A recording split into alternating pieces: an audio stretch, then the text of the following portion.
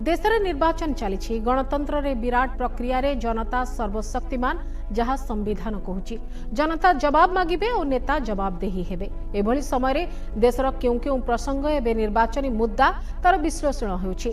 दारिद्र्यर दूरीकरण केते बाट हैला, नियुक्ति केते लोकन को मिली पारिला, धनी गरीब व्यवधान केते कमिला, विकास केते समावेशी हैला, 5 वर्ष तळर प्रतिश्रुति केते पूर्ण हैला, ए सबुर हिसाब निकास छाड़ी क्योंटी जाति क्योंटी धर्म क्योंटी मुसलमान क्योंटी मंगलसूत्र को नहीं चर्चा चलीथिबा बेले ओडिशार स्थिति आहुरी विचलित कला भली। गोटे पटे कहा जाउची एहा गरीब राज्य, विकास पाद बहु विलंब रे पड़िछि, जीवन जीविका समस्या रे जर्जरित एठिकार सिंहभाग लोक।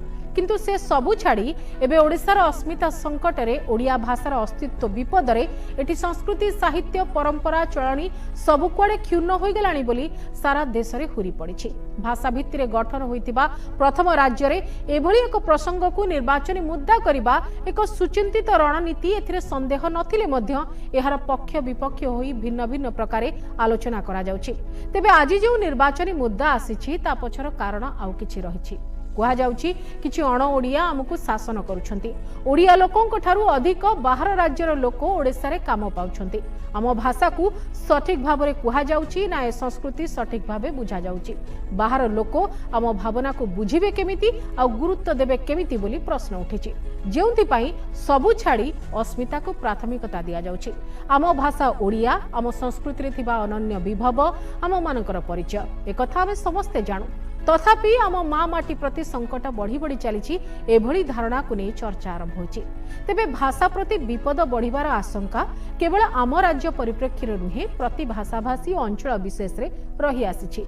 हिंदी और इंग्राजीर प्रभाव को नहीं आलोचना समालोचना होइछि। एमिति एक समय कौनसी आंचलिक दल नुहे बरम जातीय दल अस्मिता को ओडिशार निर्वाचनी मुद्दा करिछि। भाषा संस्कृति साहित्यर अस्मिता एठी अस्तमित हेलाणी बोली चर्चा चली। जातीय दलर शीर्ष नेता एही कथा को ही राज्यर प्रमुख प्रसंग करिथुइछंती एवं दीर्घ वर्ष धरी शासनतंत्र रे थिबा आंचलिक दल ही अस्मितार अवक्षय पई दायी बोली कहिछंती।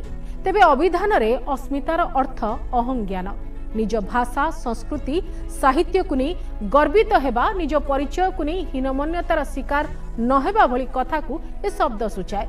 ए शब्द एबे ओडिशा राजनीतिर जेतिकी चर्चित सेतिकी वितर्कित शब्द होइछि।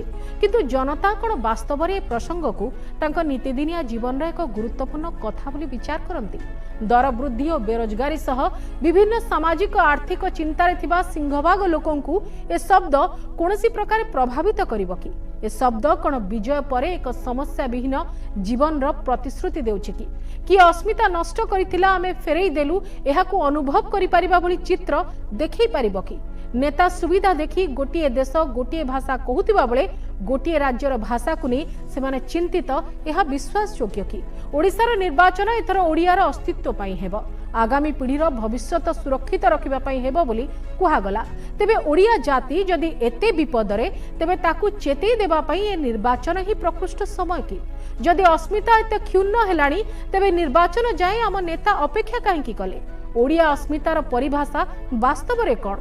प्रसंग आवेग सृष्टि करि पारे किंतु वास्तव समस्या आधारित कि?